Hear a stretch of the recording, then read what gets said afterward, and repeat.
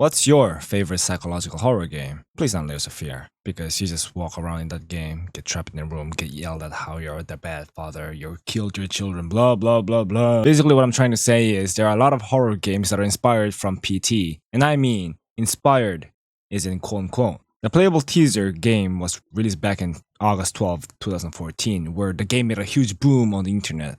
So it was really huge back then. So for the next few years, a lot of game developers were inspired.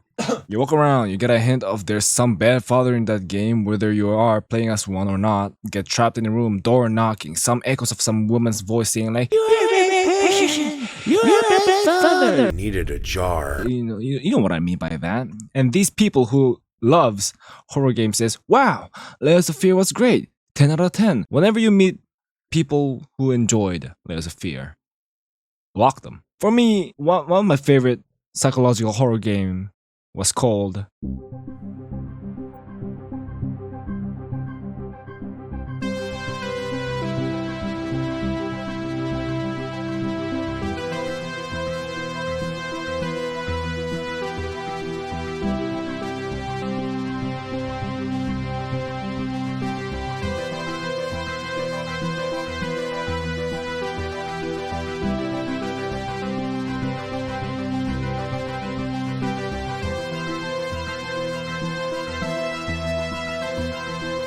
This game was released back in February 2017.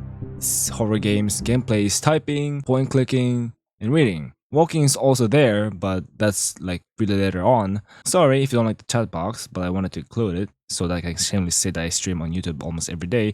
But anyways, I won't tell you to subscribe or anything like that. But what I want to say that this game is damn awesome and I really do recommend it. It's worth your time.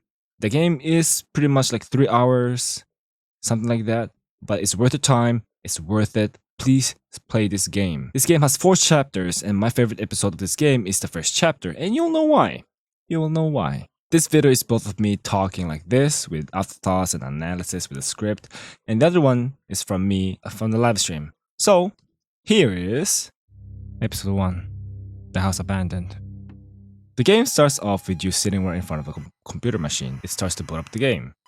And the game is called The House Abandoned. Wow, this is really cool, since I've never played a game where you type in actions or type in what to look at, etc. So, I kinda had this weird nostalgia, which I never had. It's also cool that you can't type in the obvious. You have to type specifically what you want to do or what you look at. It's simple, yet it's cool. You tell your character to open a glove box, and inside it is a note and a key. The note was written by the character's father, that he has a surprise for him in his room. And the key is for the house. You get out of the car, turn on the generator, and get inside. I love the game where it describes every detail around the character's surroundings. I'm not gonna say everything about the details, but it's worth the time to explore, because it does something to do with the finale. But anyways, when you get in the room, there's a box. Inside the box is a computer, and a game disc that reads The House Abandoned. Whoa, it's so meta. But I love it. It messes with your head. So you type in to turn on the computer, and put in this disc. Play the game. You put the cassette in the computer and press play.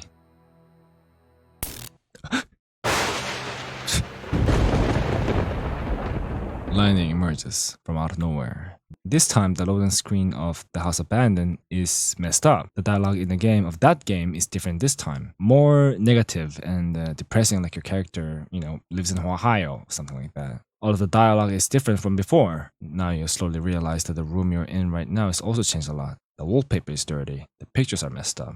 Sometimes the lamp is flickering. You're literally in a game from booting up the game.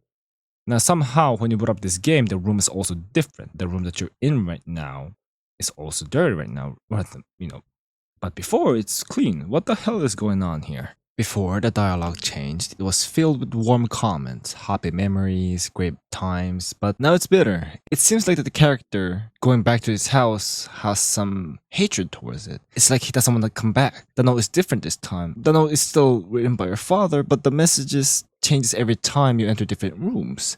Sometimes your character says that the note is hot to the touch. From the living room, bathroom, kitchen, it's all dirty. And then when you go upstairs, you head up the stairs, they creak. Same but different. The landing has access to your sister's room. Your room. In the bathroom. But pictures are all over the wall. Something's different about Answer. Phone. You hear him answer the phone. Your mind hurts and you taste iron. Voices pull out of the phone into the room. Whoever's in there should not be there. You need to hang up the phone. I do. Whoever. You consider worse. Hang up phone. Relief. Somehow, we now have two perspectives. One is from ours and the other one is from the game's character. He has come to our house, inside. So we are playing as the guy who entered our home. They can hear us typing the keyboard, answering phones, turning off alarm clocks. Meanwhile, we hear the person outside our room's door. It gets more interesting. Sorry, I didn't mention about your sister's room. The main character's sister is actually crucially important to this game. Before, when you put in the disk in the computer, your sister's room was in perfect condition. Warm, alive, perfectly neat. But now you can't enter her room. You just can't. It's sealed off from the outside. It seems like you can't enter her room now. So you just enter your own room. That's your only choice. You unlock your room's door and then open door. Always behind me. You open the bedroom door. You enter your bedroom. The bedroom feels utterly familiar. The walls are damp. But you've been here before.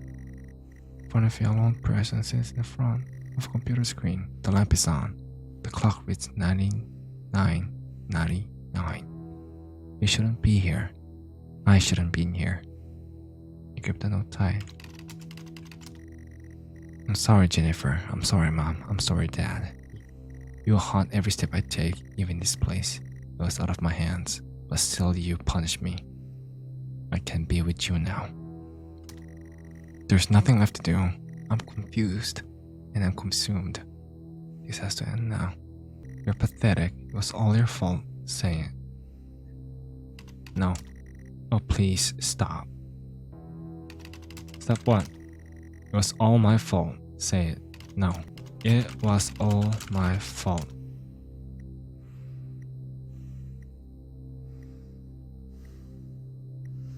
Finally. Okay, fuck you. That's the first chapter. The ambience. The feeling of dread. Only one jump scare. This is a horror game. None of those father's a bad guy game type of stuff. It's an actual psychological horror game. You're actually wondering like, what is going on? Now this is a great psychological horror game. You might be asking, what makes a great psychological horror game? Of course, it needs to be disturbing. But since we're talking about a psychological aspect, it needs something that questions the audience, wondering like what is going on here. The fear of the mystery, the fear of the unknown, like that. It's great. From the sound of your character typing in his keyboard, the sound of the computer booting up, the sound of the stairs, doors, it's realistic. Oh, the music too, of course. All of the music used in this video is from the game. So, what did happen here? Who the hell knows? It's the first chapter, so yeah. So let's go on with the next chapter. Okay, but seriously, all we know is that the main character has some messed up past, something that to his past that made him feel guilty towards it, something towards something or someone he cares about. It's telling us that it made him feel so guilty that his home doesn't feel welcome for him. The note from your father is making him hurt by just holding it. Him entering his home feels cold rather than warm. The first chapter makes you intrigued to the story. All this text uses your imagination for the visuals, but that's all the information we got. Something happened that it made him feel guilty, that even his home doesn't feel like a home to him, but something rather that's a house that is abandoned. Get it? I'll get it. So in order to reveal more pasts, you gotta move on to chapter 2. The lab contact.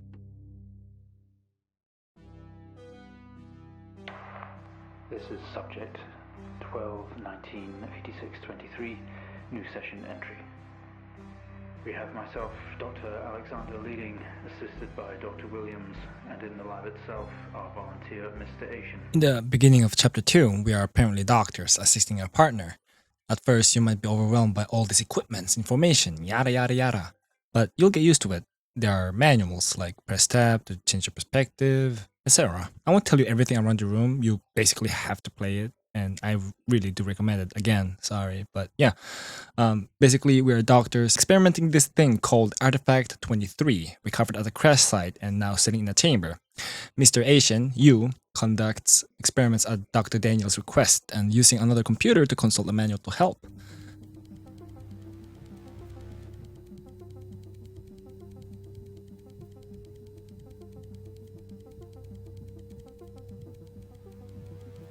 A little bit more further. Oh, okay, this is how. Okay, let's be careful. Let's be careful.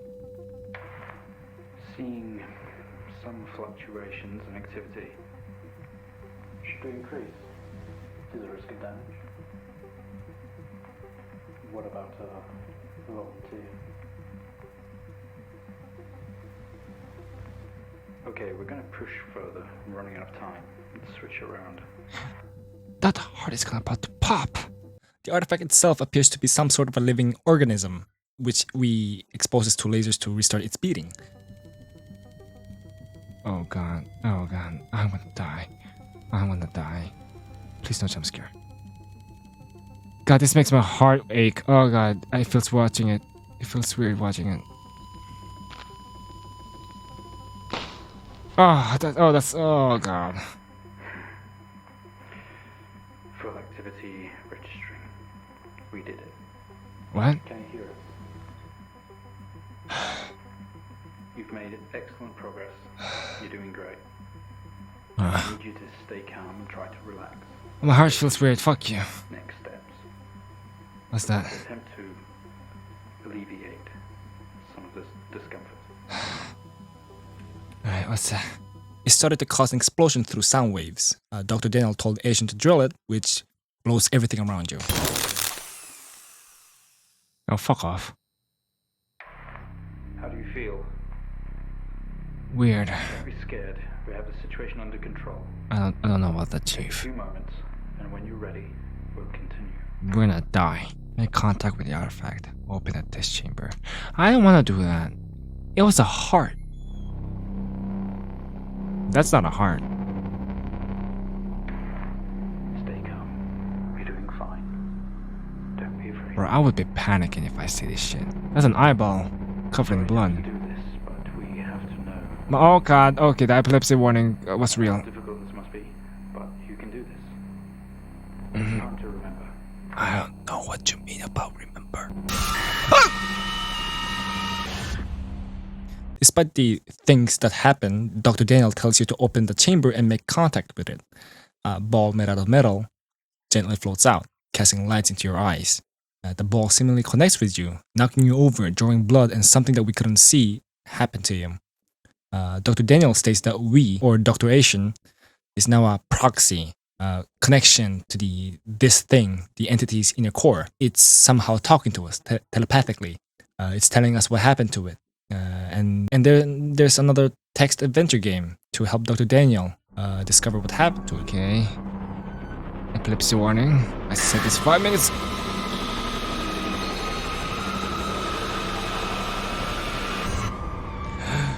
Okay. In this adventure game, it seems like the ball is telling us its memories. Dr. Daniel told us to navigate its memories more. The metal ball was in its ship and it crashed. All it saw was a wreckage of its vehicle. Throughout you navigate its memories, it shares you bits and pieces of it. Lights, wires, wreckage, and a silhouette. It lays next to its vehicle when it got out of it. Device apparently told us that it got up and greeted the silhouette.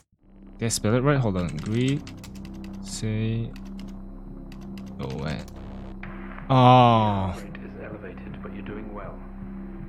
For what it's worth, very few of our test subjects ever make it this far. You should be proud of yourself. Yeah, shut up.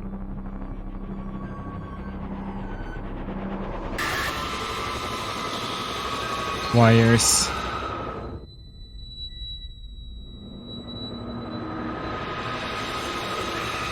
Wires, okay, wires, okay. Next, the artifact is telling us that they are awake. They are in a room full of machines. All they hear is the quiet hum of it. There are wires strapped to their chests. They were tortured and now angry. So, Dr. Asian told it to destroy. Remove wires? Oh god. What just happened? What's that alarm? We yank at the wires parting from our chest. Together we all scream in pain. This action sets off an alarm. I couldn't know that it's just corner. Stop. Specimen 20 has left lab 15. It's on the move. Oh, My God. That vision. It's not a memory, it's happening right now. Mr. Asian, I need you to stop what you're doing, please. and the device. One last time. It showed you something very important.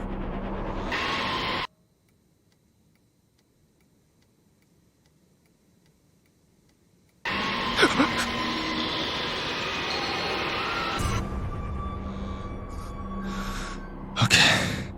Fuck you. Alright.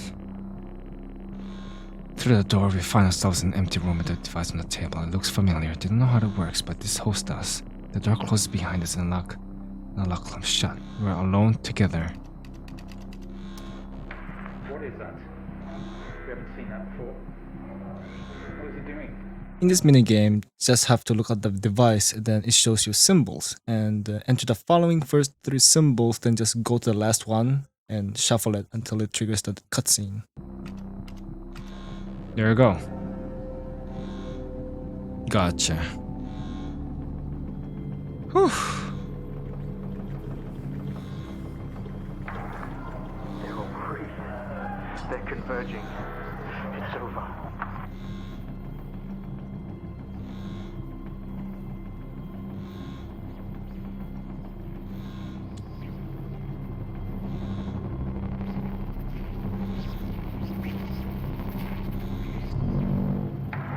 Mr. Asian, please don't do this. We mean you. We mean them no harm. Please don't do something you'll regret. Wait.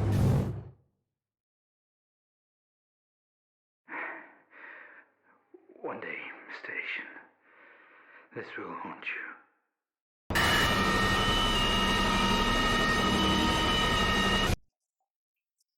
Wasn't it awesome? At first I thought it's gonna be something like we just do some science activity, but it came at a price.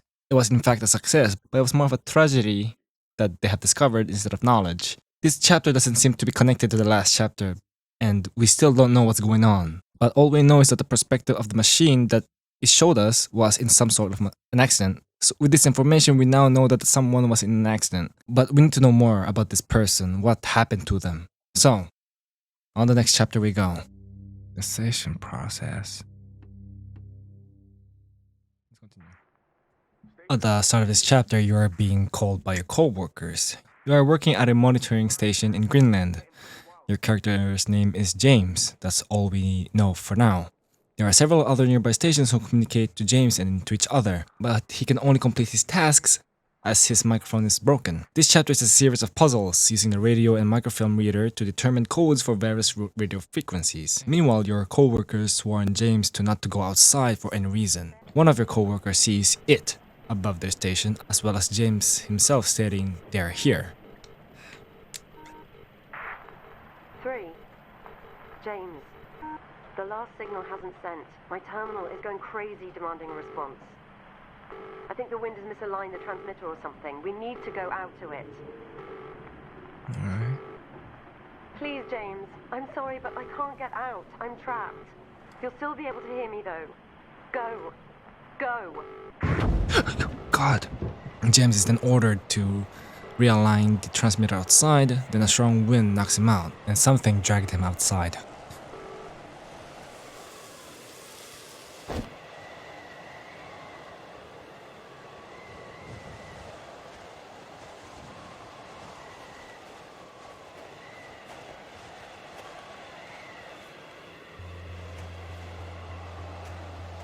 What? Man, for 2017 game, this looks pretty realistic. Holy shit. Oh yeah, follow the cables. Okay. That's always the game logic. Yeah, follow the cables. Aha, here it is. Alright. Open this. Nope. Here we go. Easy.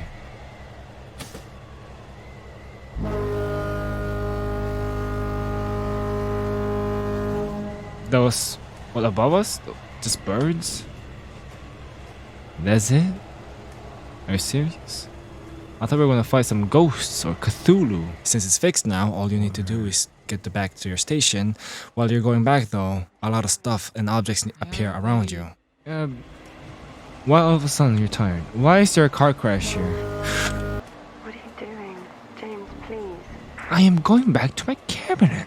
He's coming back. Who's coming back? I'm coming back. As your co-workers told you, or in this case, James, to wake up. James, everyone is waiting on you. You need to wake up. These machines, they are your lifeline. Follow them. Please. Wait, you were the scientist from earlier game. Chapter 2. James, go to them. Tell them what happened. The station itself seems to be connected to a vine from the sky, and once you enter your station again... What? Welcome back. You're back to the house abandoned. The reveal here is that you were in a coma, and all these chapters you see are from the doctors telling us signs that you need to wake up. The first chapter is James interacting with his game, telling us the viewers that once that his home felt like a home, but feels unwelcomed by his home by an instant, like a lightning strike. It was quick and fast. The second chapter is that the artifact 23, the thing that looked like an eyeball, was through James's perspective. The ball represents of his eye, that what we saw was his perspective. He was in a car crash. But what made him feel guilty? What did he do? Who was that woman? Why was there Jennifer and whiskey written in the microfilm? Oh.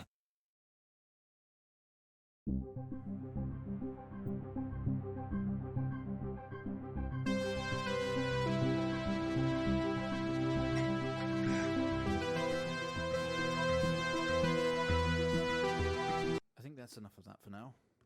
Oh. What? What? You're quite fond of this show, aren't you?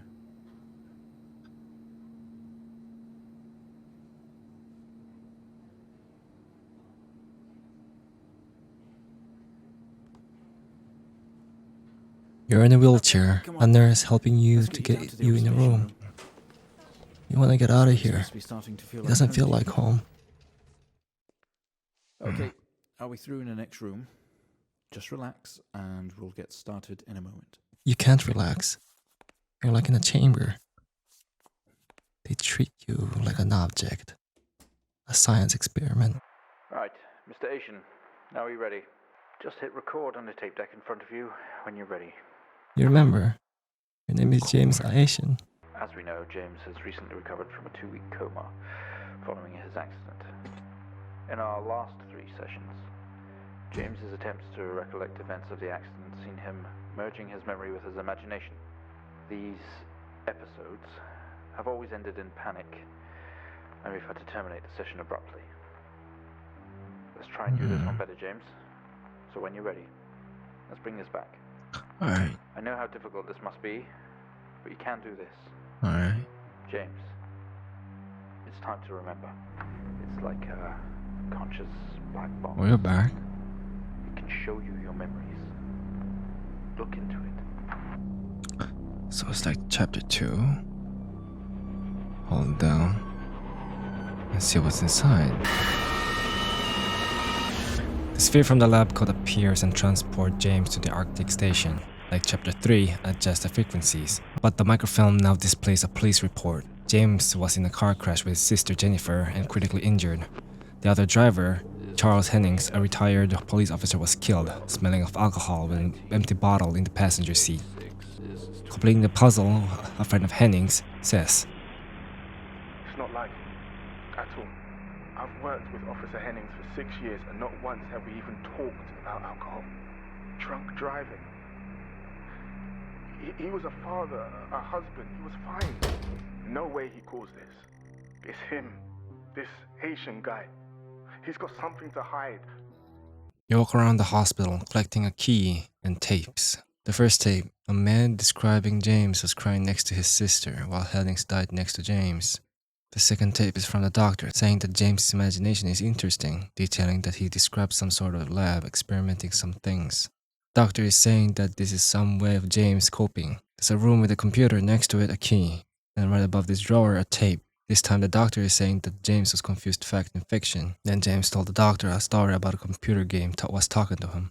The doctor theorizes that James was thinking back at his home, with his mom, dad, and Jennifer. You walk around more, then there's a door, leaking bright lights. When you walk in there, you're back in the lab contact, or at least what James see and felt. But the truth is he was in an emergency room. James was in critical condition, heart's not beating. You follow commands of a doctor, 100 joules, full lamp, 200, full lamp, 360, full lamp. Clear. When the doctor saw the x-ray, James had an intracerebral hemorrhage, needing to drain his blood to relieve pressure using a drill. Excellent progress. You're doing great. We need you to stay calm and try to relax while we go through these next Fuck steps. that. We're going to attempt to alleviate some of this discomfort.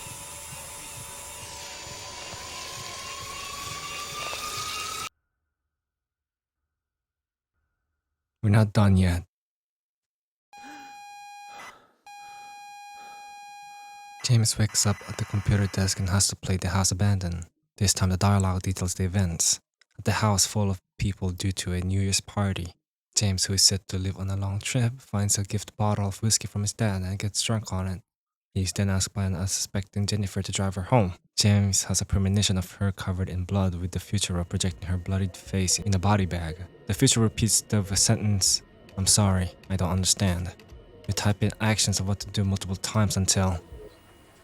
I'm sorry, I don't understand. We tried our best, Mrs. Asian, but her injuries were too severe. No, I don't understand. I was just talking to her. I'm afraid Jennifer passed away before we could get to her in surgery. We did the best we could. I'm so sorry. Where is she? Let me see her. Please, Mrs. Asian, take a seat. I don't want to take a seat. Let me talk to her. Now. I'll arrange for you to see her. In the meantime, James is in recovery. He's stable for now. I don't want to see him.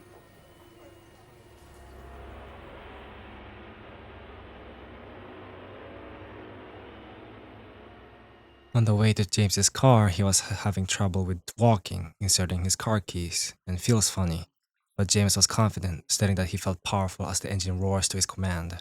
Jennifer realized that he was drunk, telling him to pull over, but James denied her request.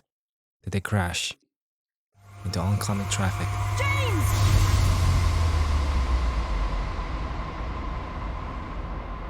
It was at this very moment, wasn't it, James?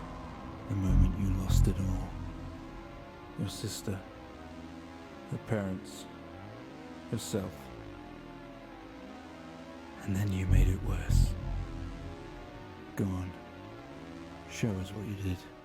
Afraid of getting arrested, going to jail, and ruining his reputation, he pours the whiskey he received from his dad onto Hennings and places the bottle in Hennings' car, framing him, blaming him, trying to get away with this mess. With the lights approaching closer, you begin to hear the shrill of their sirens. You simply cannot go to jail for this. You claim the bottle to remove your connection with the whiskey. You then very deliberately spill the remainder of the bottle's contents onto the driver, and you toss the incriminating evidence onto his passenger seat. A circle of flashing lights surround you, illuminating the crash site in the darkness. Behind them is an army of people, all staring. One figure steps out, a silhouette, and walks towards you.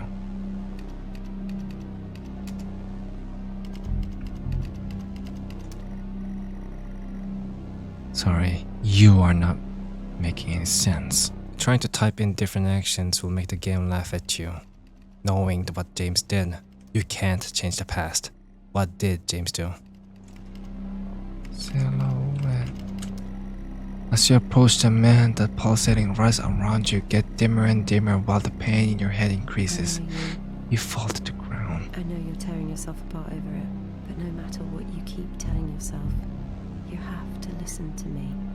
That accident, that poor man, me. You have to remember. It was all your fault.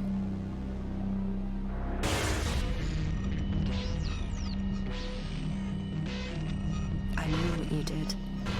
How you left me there to protect yourself. Run. Planting evidence on some poor man. You went headfirst into that officer and you wrecked all of our lives. And then you couldn't even take responsibility. You did the right thing for you and no one else. Save yourself. Only it was wrong, wasn't it? Look at you now. Utterly consumed by it. Say it, James. Well, I think we've made progress today, Mr. Asian. I guess we should tell the police what you've told us. Although I don't suspect they'll take you anywhere.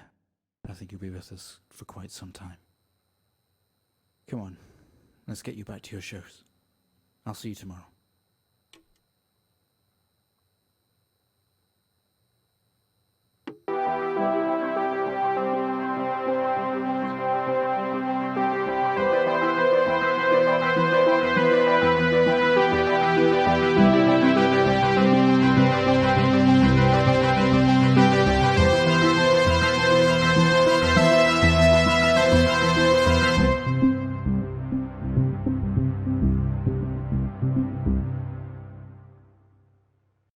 I love this game. This is how you do a great psychological horror game.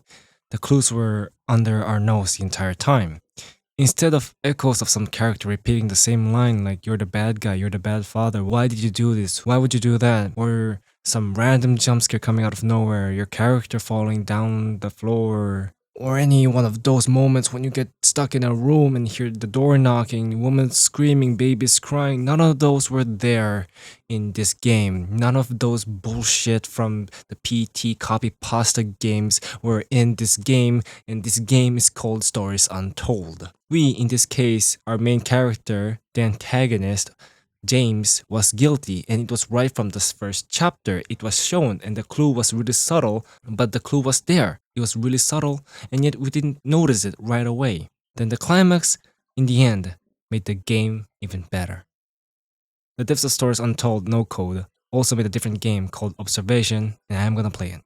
But of course, thank you guys if you're here, in the end, complaining and talking and stuff. I also want to thank you guys for watching. But yeah, I love this game. It's short, but it was worth it. It felt like I was watching a great horror movie. And man, this is one of the best psychological horror game you'll ever play.